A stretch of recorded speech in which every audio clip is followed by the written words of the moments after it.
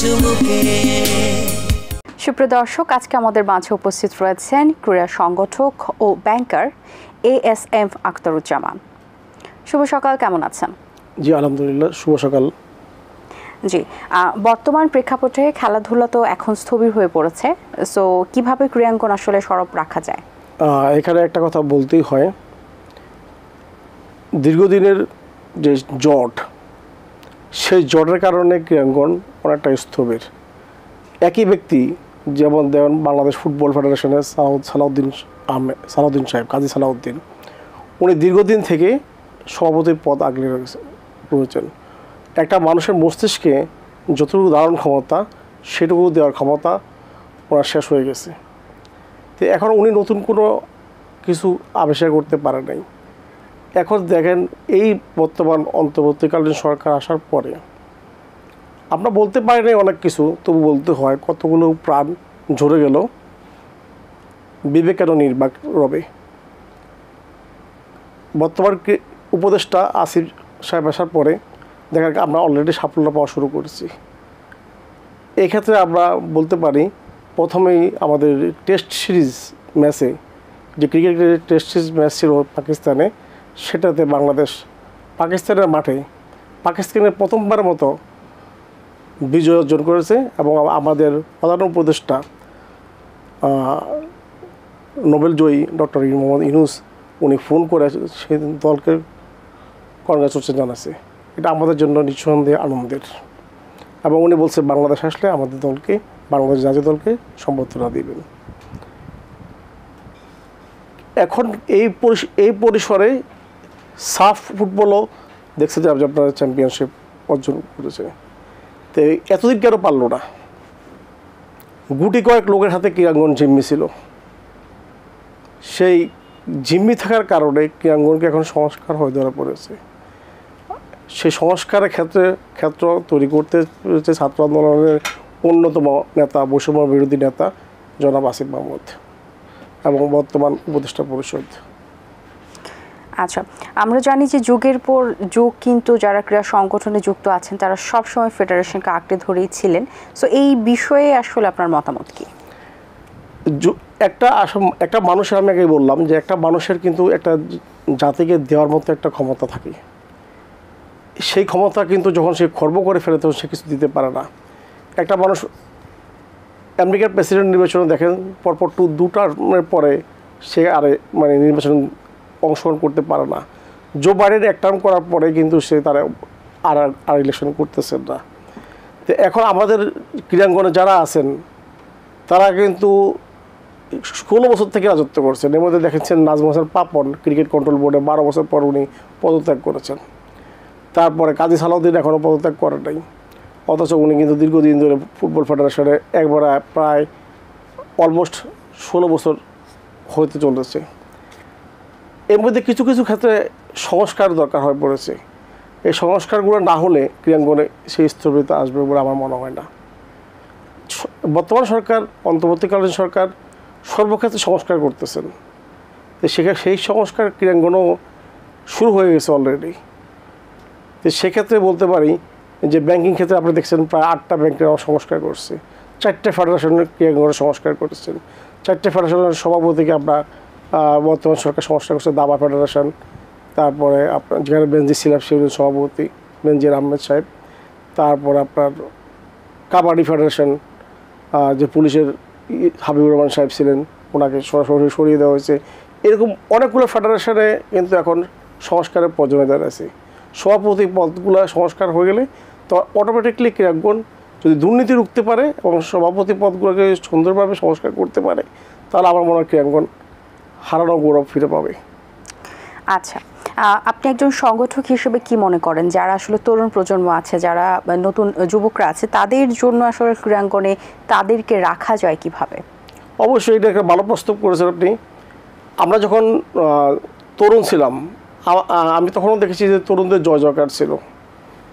তরুণদের জয় জয়কার ছিল। এখনও যে ওই যে তরুণ উপদেষ্টা আছে, উনিও কিন্তু তরুণ উপদেষ্টা, উনি বসে বোধ আমার চোখ কম হবে। তো যারা তরুণ আছেন তারাই সবসময় দেশটাকে এগিয়ে নিয়ে যায়, ক্রীড়াঙ্গনকে এগিয়ে নিয়ে যায়।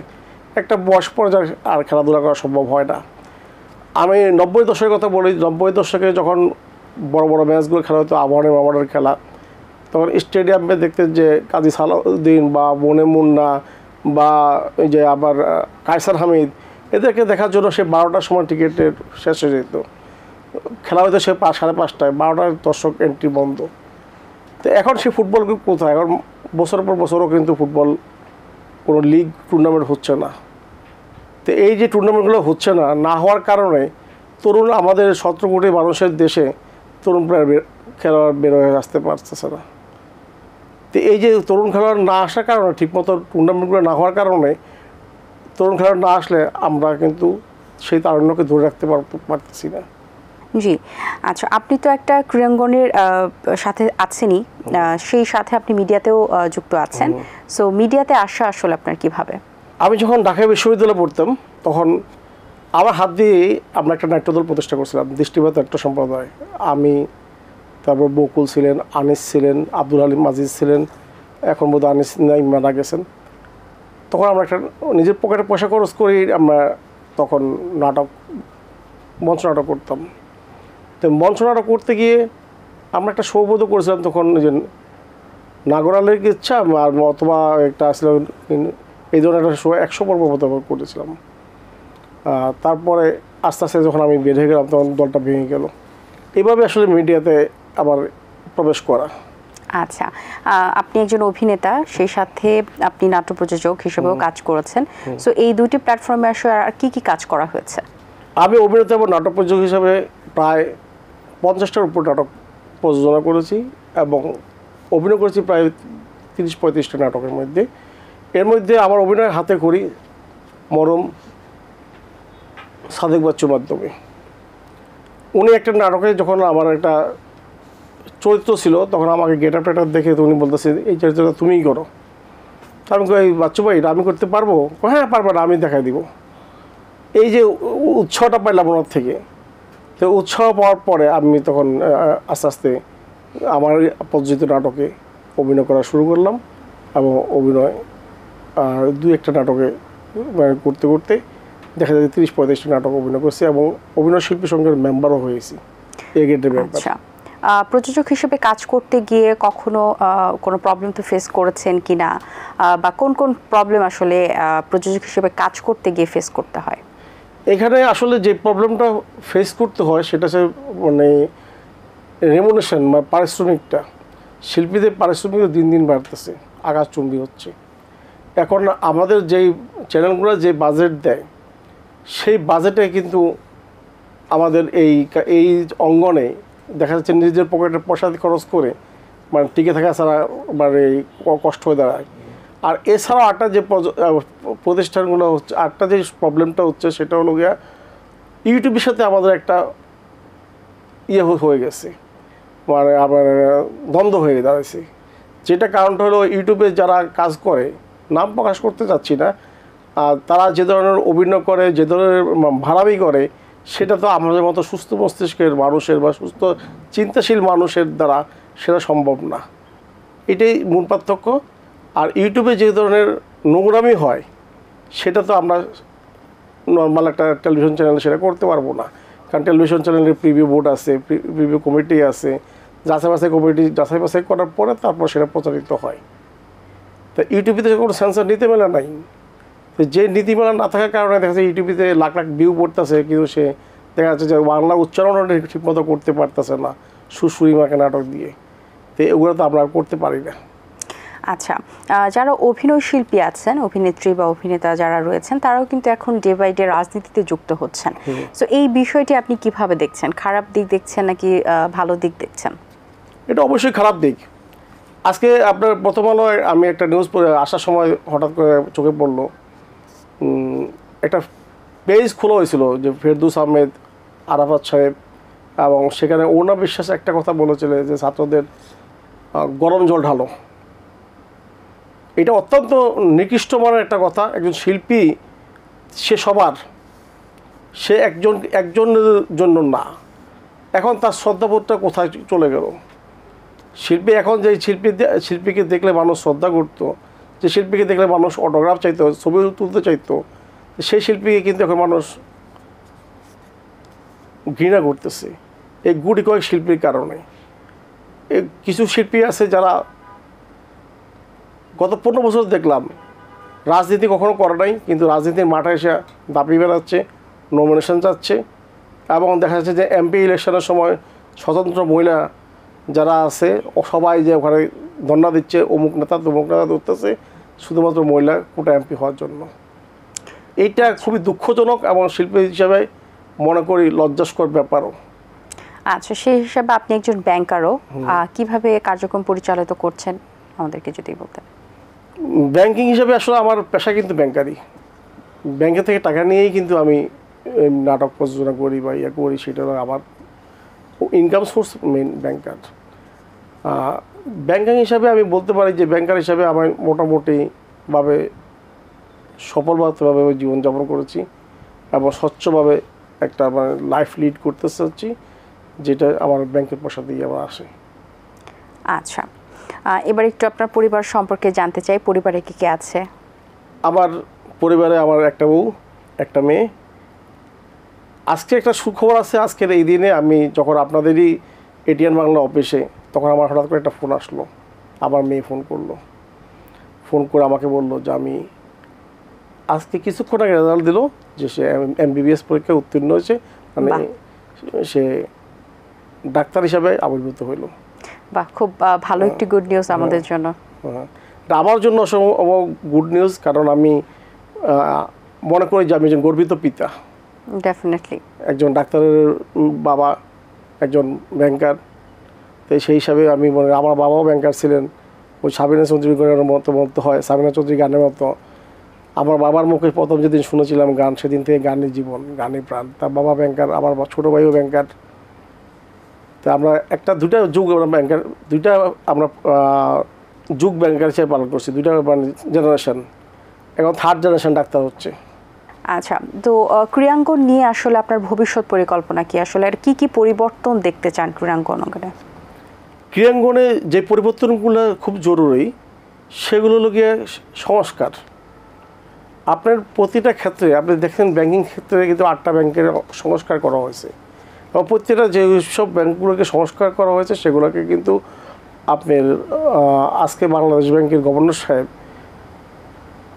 ওনার সাথে বসছেন, প্রথমে আজকে ন্যাশনাল ব্যাংকে ডাক দিয়েছেন। তো ক্রীড়াঙ্গনও সেইরকমভাবে সংস্কার অলরেডি 4টা আমরা অর্গানাইজেশনকে দেখছি, 4টা অর্গানাইজেশন সংস্কার করা হয়েছে, কিন্তু দেশের ফুটবলকে কিন্তু সংস্কার এখনও হয় নাই।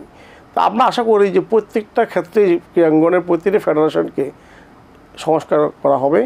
এবং ইতিমধ্যে জেলাকে সংস্কারগুলো কিন্তু বিলুপ্ত করে দিচ্ছে, সেটাও আপনি জানেন বোধহয়।